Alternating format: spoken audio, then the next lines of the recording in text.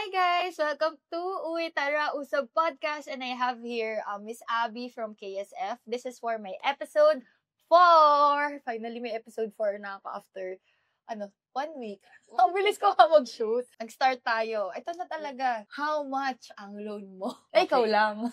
Na ako lang? Oo. Sige, siguro nasa mga 1M din. Recovering or fully paid na? Recovering.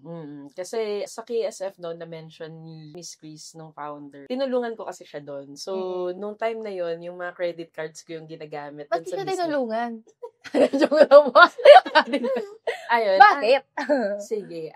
Naniniwala ako unang-una dun sa vision ng company namin. Pangalawa, naniniwala din ako dun sa co-founder ko. Na parang whatever it takes, yes, magkakaroon kami ng utang, may babayaran kami. Pero whatever it takes, hindi niya papabayaan na hindi yun mabayaran. Hindi ka niya iiwan. Paano pag pumunta na siya ng Thailand bigla? I think, napatunayan ko na kasi na dun sa 3 years or 4 years na pagsasama namin, hindi niya gagawin yun sa company and sa employees niya. Did you start as friends? No. Or business partners? Nag-meet kami sa isang organization, yung BNI. Okay. Sa business organization talaga. And then, tinap niya ako na kailangan niya ng partners, ganyan. So, siguro series of meetings yon kasi chinecheck ko kung ano yung values niya. Okay. Pagdating sa business o mapa-personal man yan, parang nakita ko talaga yung commitment niya. And it has to align with your core, diba? Yes. Kasi kapag hindi, bakit? Bakit tayo mag-work together? Correct. Ayan, so after nun, series ng meetings, nakikita ko na whatever it takes gagawin niya para i-fulfill yung vision niya sa KSF. Sa age niya, sabi ko, iba to kapag ganito yung ka-work ko. Kasi ako medyo pa ako nun, laid back lang ako. Ayaw mo nung hustle life. Okay.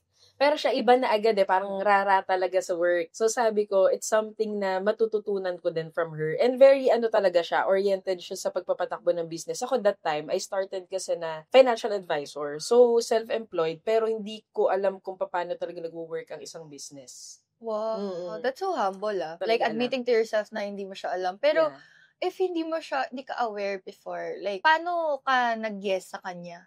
Baka sobrang galing niya lang talaga.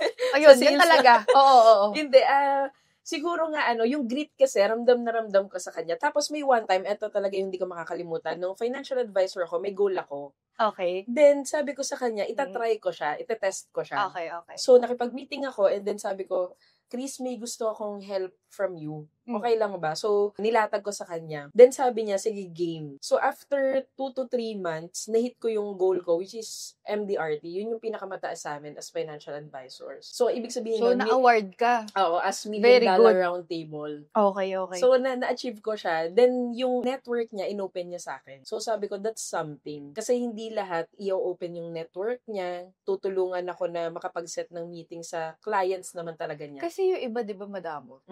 Madamot like... Totoo. Shoutout mo daw yung mga madamot. Sa madamot. Like, ako nagdamot lang ako. Alam mo kung bakit? Kasi, meron ako empleyado. Tanong siya ng tanong ng mga fishy. Pero dapat bayaran niya ako Tapos nagtayo siya ng sarili. Okay. Okay naman siya. Okay naman yung ginawa niyang yun. Pero sana sinabi mo, hineads up mo naman ako. Kasi parang, with all my... Ay, sorry! Ka-work niya yun! Kasi parang ako, ay, shout out kay Robert, siya yun. Kasi, parang sabi ng asawa ko dati, huwag mo lahat ituro. Yeah. Kasi, baka gayahin. Ako naman, syempre, wala naman sa akin mali siya yung mga ganun. Pag nagtanong ka, sasagutin kita. Right. As in, genuine lang talaga. Paano yung ganito? Paano yung contracts? Paano yung ganyan? Kasi sagot. Sagot naman ang sagot. Nag-resign. Kala ko kung bakit ganon. Tapos nagtayo siya. Yung sarili niya. Tapos sabi ng asawa ko, sabi ko sa'yo Pero alam mo, I'm happy na I became an instrument of God. Huh? I became an instrument of God for somebody's success. Yeah. Pero it's just that, you have to heads up lang naman. Delikadesa lang naman, Pero at the same time, I'm still grateful. We're still friends. Kaya nga, I always remind people na si SM, malaki yan, pero ginagaya pa rin. Kaya tayo may ayala. Correct. So, alam mo yun, that's a living testament that what you're doing is good and the best. And lagi ko sinasabi sa mga tao na hindi nila kayang gawin kung ano yung kaya mo.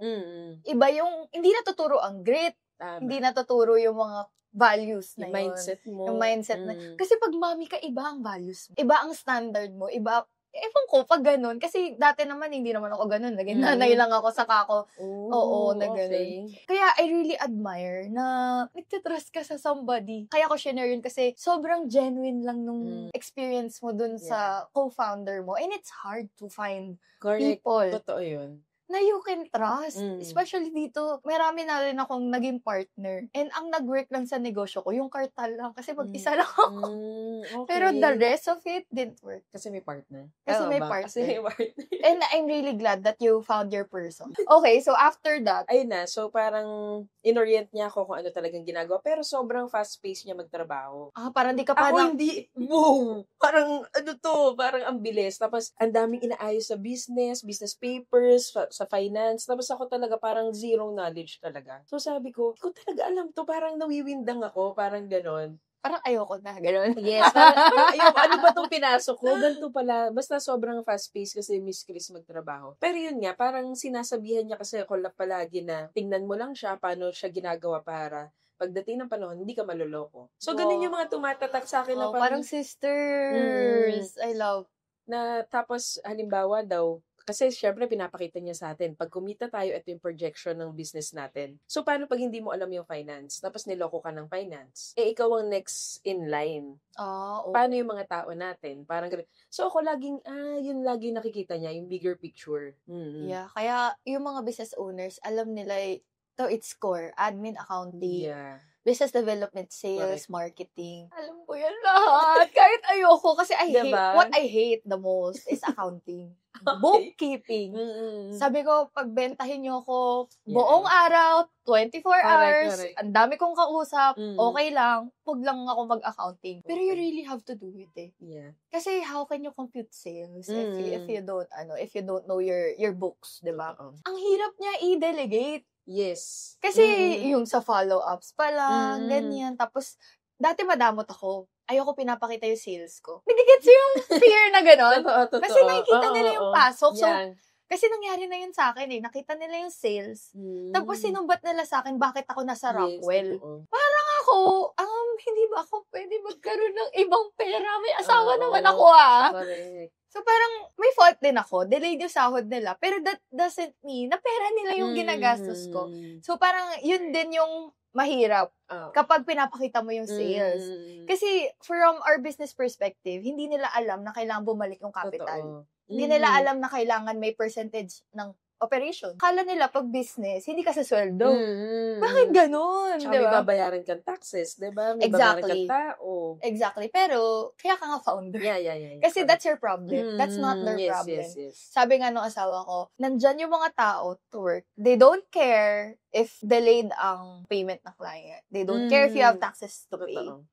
Because, you're a business owner. Yun yung mga kalakip ng job description mo, which is, it's hard to explain to everybody. That's why I started this podcast to explain. All they do is bash on TikTok Parang ganito yung HR, ganito yung mga employer. Yeah, correct. Kasi, admit it, mas maraming employee pa rin kaysa sa mga business owners.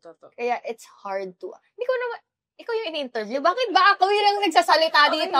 Bakit ako nag-continue na i-support? Nung nag-start pa lang kami, since ginagawa nga yung yung technology, so kailangan talaga ng kapital. Wala kong utang before I parang joined her. pagkakita ko nga sa'yo, parang hindi ka yung ganun na tao. Ay, Miss Chris bakit naman kasi binaon mo sa utang ang friendly mo? Ayan, wala talaga akong utang. Sa family kasi namin, parang yun din yung sinasabi lang sa akin ng mom ko na mahirap magkautang. Then yung sister ko, as an accountant, very siya sa money. So, tinuturuan niya talaga kami. Pero ako magastos ako. Pero dahil nga wala akong family, single naman ako, so, it's alright. So, nung first, niya, sabi niya, Abby, okay lang ba? Kasi magkakapital tayo, may kailangan tayo, ganito, ganyan. Sabi ko, magkano? Tapos sabi niya, nung una 20K pa lang yun. Sabi ko, giving scammer, ha? Sabi ko, sige, dahil sa company, okay, sige, eto yung credit card. Tapos, nung malapit na yung due date, sabi ko, Chris, asan na okay na ba? Babayaran ko na. Kasi ganun din ako, katulad mo. Ayoko nung hindi ko siya mababayaran on time. Either advance ako, or yan, on time, babayaran ko siya. Tapos sabi niya, wait lang may delay kasi. Hindi ako makatulog. Tapos sabi ko, nakaganon lang. Oo, sa office. Sa 20K! Oh, 3.4. 1.4 sa 20K.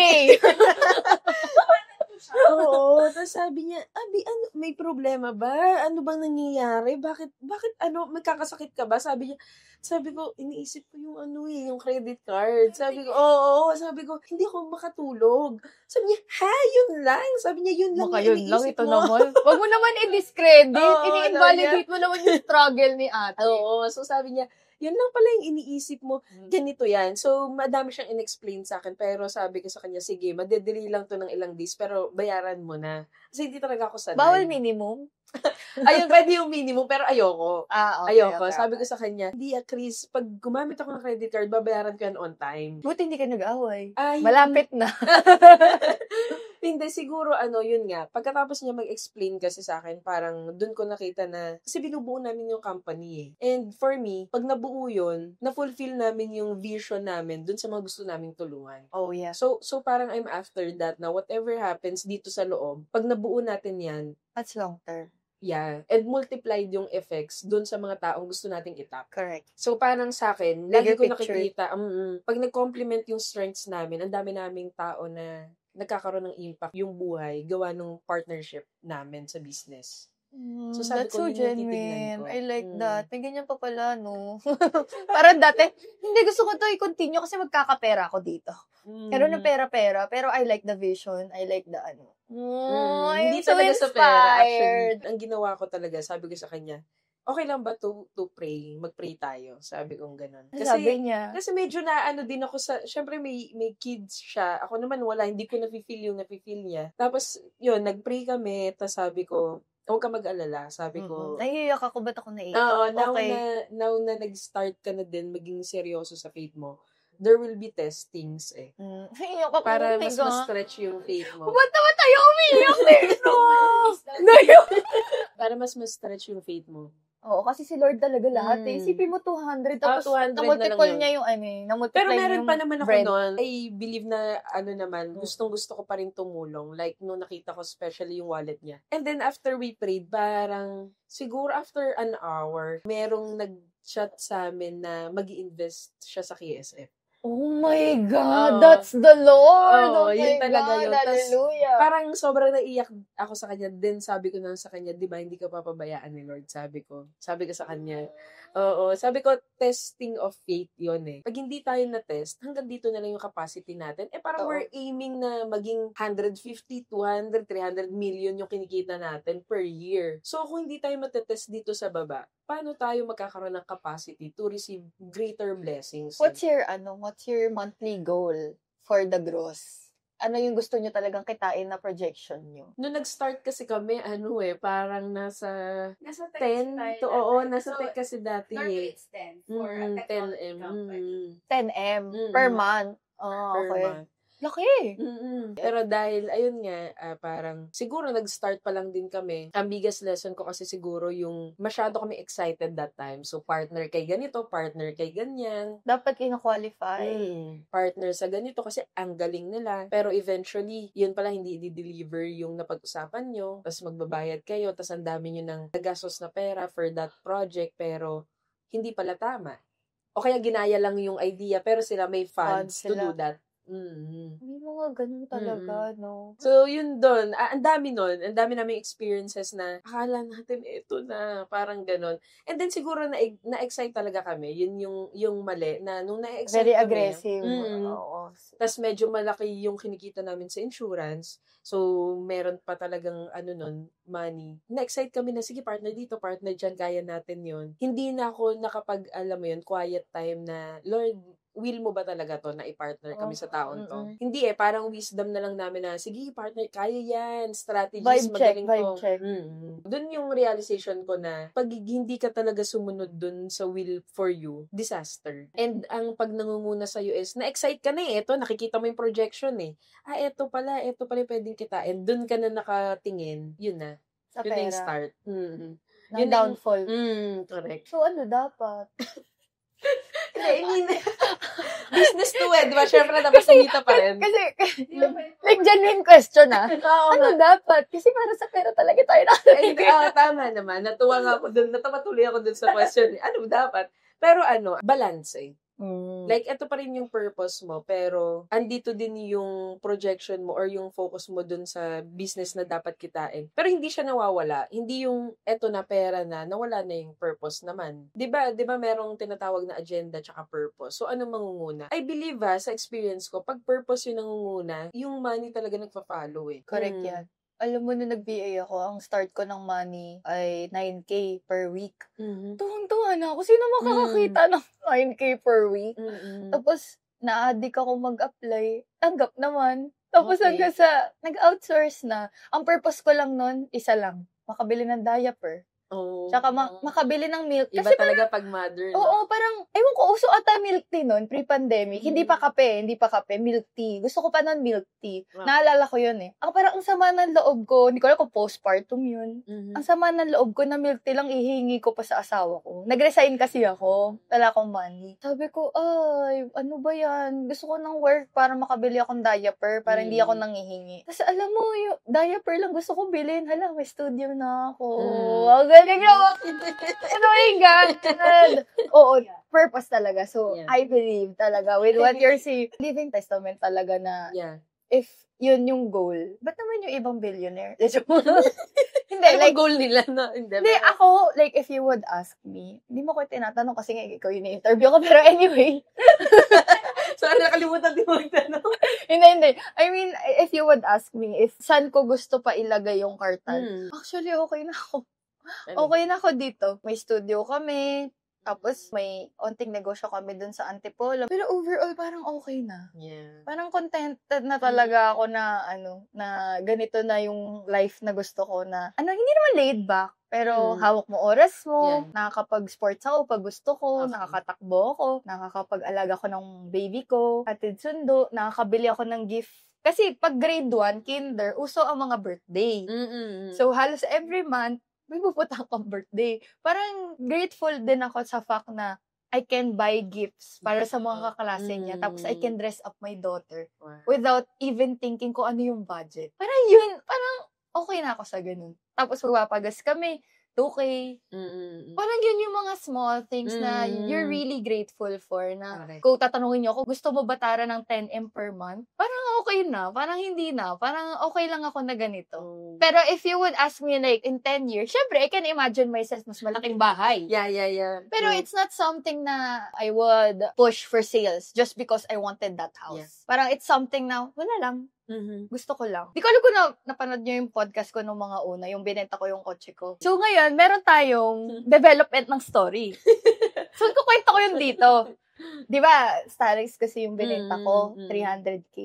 Bumili ulit ako ng Starex. Kasi to give back naman para sa kanyang memory. O, di ba? So, 4th car ko na. Very good! Yun lang! So, alam mo yun, lagi si Lord kapag may tinatanggal, talagang may binabalik siya. And sometimes even better, di ba? Or most of the time, better pang pinapalit eh. Yes. Di ba? Always naman. Kaya nga, they remove things or people from you to make space for better people or better opportunities. So, as may utang na 20K, ano po yung advice mo sa ating mga nangungutang or mga utangera natin? I think, sa business kasi, at first, hindi ko talaga, may isip na mangungutang ako. Pero eventually, na-realize ko, yung utang kasi kung gagamitin mo naman to expand your business, as kaya naman nung sales nyo na, then for me, okay lang. Pero kung mangungutang ako just to buy things na i-impress yung ibang tao, syempre, doon ako ekis. Kasi doon ka talaga malulubog. Pero yung nagkautang ako, ang pinakamaganda doon siguro, Tara, is yung mental toughness. Yun yung, sabi ko nga, minsan nagre-reflect ako, dapat ba hindi ako nagkautang ako? Sabi ko, kung ibabalik ko ulit, okay lang na nagkautang ako. Ako din. Okay lang talaga. 1.4, goodbye. Ako din. Like, it's an expensive lesson, but then I'm glad it happened. Totoo. Kasi, grabe yung, ang daming tinuro sa akin nun. Like, sa marketing perspective, sa sales. Kailangan ko lang pala mabaon sa utang para matuto. Yeah, and diba? Good Lord, it humbled me so much. Correct. It humbled talaga on a different level. Yes. Kaya ngayon, pag nagbabay ako na expensive na gusto ko, I think about it months. And then, if may i-risk ako, I think about it talaga. Pag nag-below ako ng ganitong pera sa bangko ko, I would feel really bad. Yeah. Ganun na siya. Hindi na ako yung, kaya nga may wallpaper nga ako nun eh. Afford mo, but it doesn't mean na you have to buy it. Kasi it's a need versus wants. And kapag yung sa age natin, as 18 years old, kasi very impulsive tayo, di ba? Very impulsive. I want this, I want that, especially bagong kita natin yung mga pera natin. Di ba you get overwhelmed and then you buy things. And then you get to experience, I don't know if you have like childhood, mga gusto mo bilhin dati na hindi mo nabibili. You want to heal your inner child. Yeah. Doon talaga tayo. Alam mo, nababaon sa utang mga tao dahil sa healing the inner child. No? Tsaka, deserve ko to. Pero at the end of the day, pag nandyan na, yung nabili mo na, yung gusto mo, di mo naman nagagamit lagi. Siguro yung feeling lang na ganito pala yung feeling pag nabili ko siya. Baka yun na lang yung hinahanap pala natin. Oo. Kasi nung one time, nag-hit din sa akin to. Sabi niya, ni Miss Chris, uy, may bago kang phone. Bakit ganon? Di ba dati gustong-gusto mo yung mga ganyan? Ganon siya. Talagang paulit-ulit siya sa akin, may bago kang phone. Ba't hindi ka excited? Hindi mo ino-open? Tapos sabi ko sa kanya, tahimik lang ako nun. Ngayon ko na-realize na tapos na pala ako doon. Ngayon ko na-realize Asawa ka na. So sabi ko sa kanya, hindi na pala siya nagmamatter sa akin. Unlike dati. Kasi si Miss Chris, at 21, nakabili na siya ng own house niya eh. May mga investment Very sa lupa. good. Oo. So, magaling siya mag-save. Ako naman, nung 21, mahilig ako mag-gala. Mag-travel, gano'n. Deserve mo yan. Yun. So, parang, lagi niya ako sinasermonan, naririndi ako. Pero, eventually sabi ko, oo nga, no, tama yung sinasabi niya. Na, invest early. Na eto, although yung sister ko, ganun din sa akin. Same sila ng personality. Mga dominant. Yun. Mga alpha. Napipaligiran ako ng ganyan eh. Sabi ko, oo nga, no, at 21, may sarili siyang bahay. So, pero don't feel pressured. I mean, everybody has their own phases in life. Na lang ako na, tapos na pala ako doon.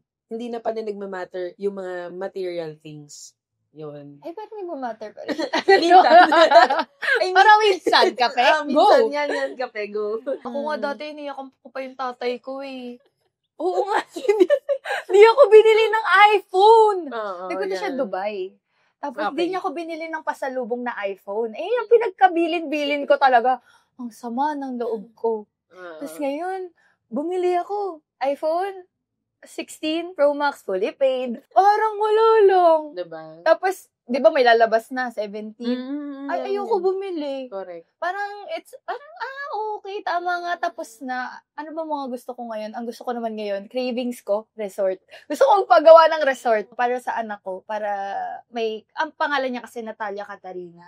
So, gusto ko siyang tawaging Villa Catarina. Parang horror, ganda. No? Hindi, ganda, maganda. Yun yung mga gusto ko na ngayon na gawin. Para sa anak mo na yun. Oo, lahat ng investment, lahat to. Nasobrahan naman yung anak ko. Ang sabi niya dun sa angel namin, I will fire you. Tapos sabi niya sa akin kagabi, Mommy, if you have managers, why are you still working? May mga ganun siya. So, end of the day, gusto ko lang lahat ma-acquire yun para lang sa anak ko. Hindi na para sa sarili ko. Pero minsan din, yung mga makeup. Naman. Pero hindi na yun yung end of the day ko. Yes. Ang end of the day ko is humilata.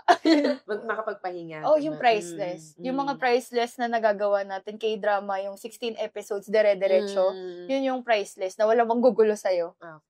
Yeah. That's something that, talaga, as you grow, then yung na-experience mo yung mga downfalls mo, parang nare-realize mo what matters most. Yes. It's not the money. Correct. It's not the people na gusto mo. Kasi di ba, syempre, we look up to people. Yeah. We want to be like this, we want to be like that. Pero, na-realize ko, you have to be your own person pala. In-explain din sa akin ni Miss Chris na may timing sila, pero ako naniniwala ko sa wisdom mo. So, that's something na nagpupush na may naniniwala pa sa akin eh. So, sige lang. Kahit isa. Kahit isa. Alam mo, laging yan yung topic namin sa podcast. Tatlong kong podcast, sabi nila, kaya daw sila nagsistay, pinupursue yung career na gusto nila. Dahil at least isa, may naniniwala. And that says it all. Yeah, diba? Parang, okay, tapos na, may naniwala na sa akin, gagawin ko na lang to. And then si God, sinasabi niya lang lagi, show up ka lang. Yes, tama. And I'm glad you showed up to this podcast. Kasi we get to meet each other. Correct. Show up lang talaga and don't do bare minimum. Whenever I talk to students, lagi nila sa akin tinatanong, what's something that you can share with us na really help you in like pursuing the real life, diba? Number 1 is show up. Correct.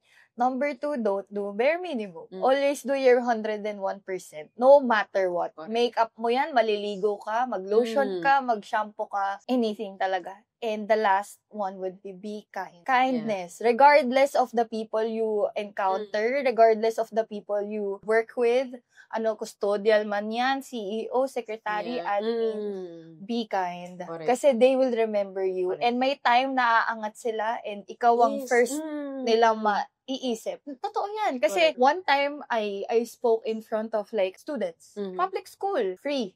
Wala lang. I just went there to teach. 3 years after, this person, like a student who came to my talk, worked for a brand. They're looking for a marketing agency. Sino una nilang tinap? Si Carta. Me. Galing. Because I taught them na hire me. De, joke lang. Hindi.